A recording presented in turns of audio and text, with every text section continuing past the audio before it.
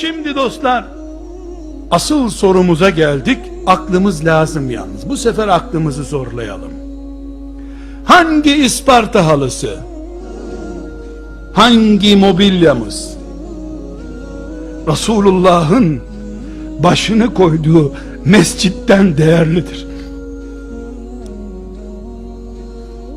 Ehli sünnet olmak, çocukken sana biz ehli sünnetiz, mutezile değiliz dedikleriyle mi oluyor? Ehli sünnet bir siyasi parti adı mıdır, kaydolunca oradan oluyorsun?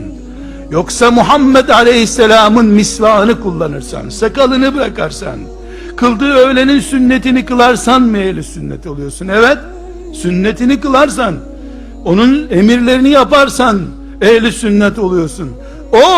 O Cebrail'in ayakları dibine işeyen bir adamı bile çişini yapmaktan engellememişken, sen yeni yediği şeftalili elini mobilyana tut diye çocuk döverken hangi ümmeti Muhammed'densin sen? Hangi ümmeti Muhammed'densin?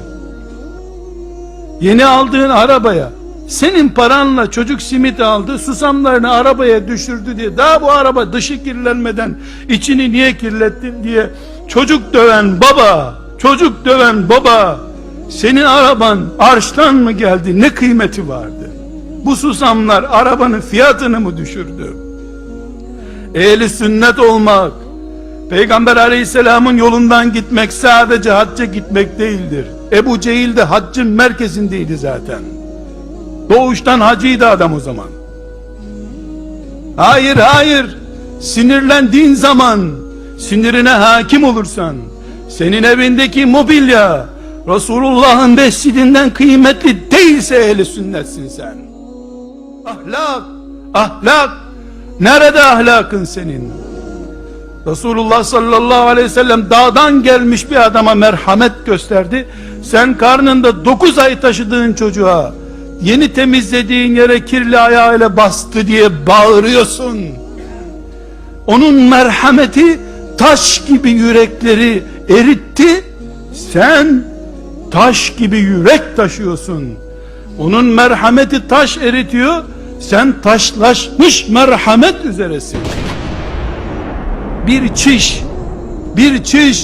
Bir işeme, bütün argoluyla beraber vurgulayarak söylüyorum. Şu argo, çiş kelimesi, Allah'ın rahmetellil alemin gönderdiği peygamberinin nazarında bir ayıp değil, bir kusur değil, bir hata değilken ki necis olduğuna, namaza mani olduğuna, kabir azabının nedeni olduğuna da hükmeden o peygamberdir aleyhissalatü vesselam.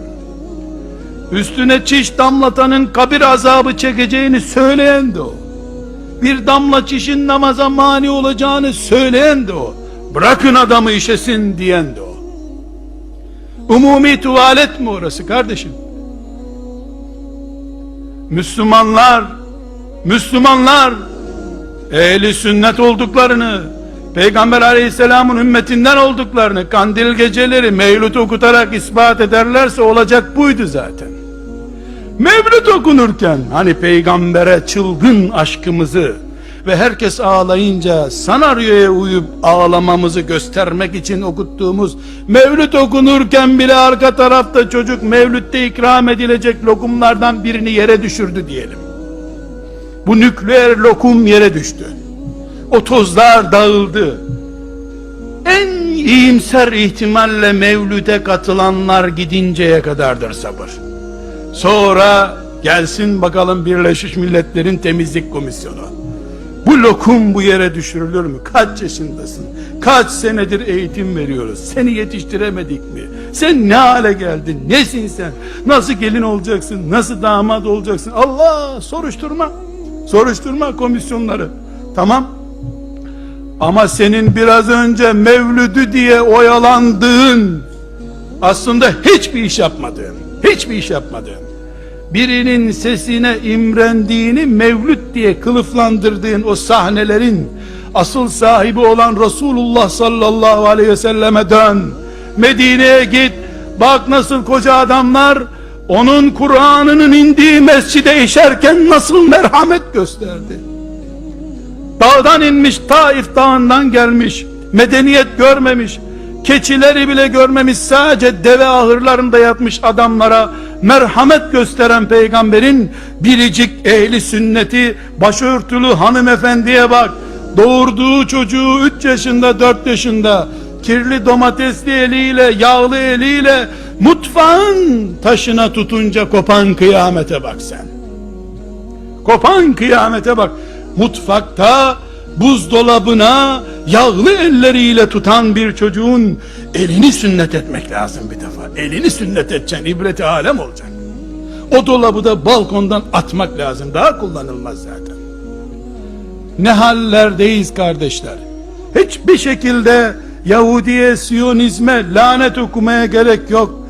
Taşlaşmış, merhametten nasibi kopmuş kalpler bizim kalplerimiz değil. Böyle bir anneye, böyle bir babaya, kendi doğurduğuna buzdolabına yağlı eliyle tuttuğu için bu kabalığı gösteren anneye babaya Müslümanların çocuğu mu teslim edilecek? Onlara Kur'an merhameti öğretsin.